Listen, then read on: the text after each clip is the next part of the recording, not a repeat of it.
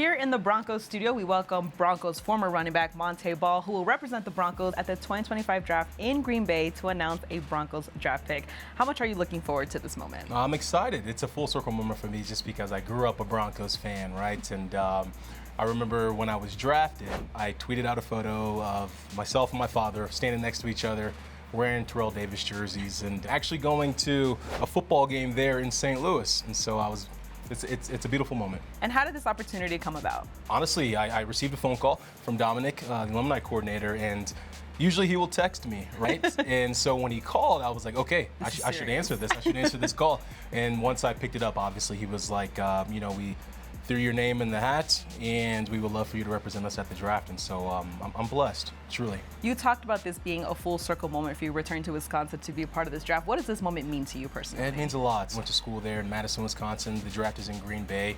Strong connections there with fans, friends, of course, and it's just, honestly, it's a blessing. I'm very grateful for this opportunity, and I'm thankful to the Broncos organization as well. It's been quite the journey, right? Quite the journey.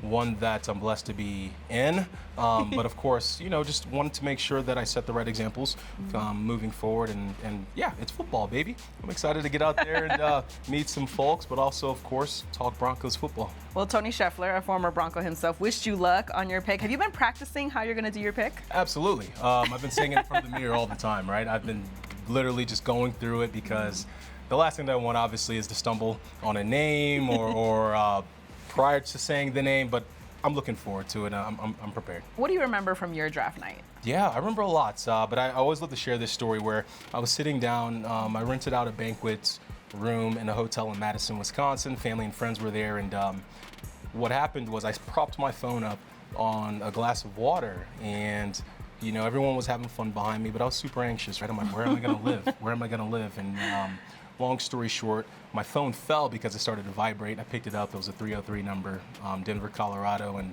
I started to hit my dad because he's a Broncos fan, right? When I was 8, I jumped on the bandwagon, and we all started crying, and it was a beautiful moment.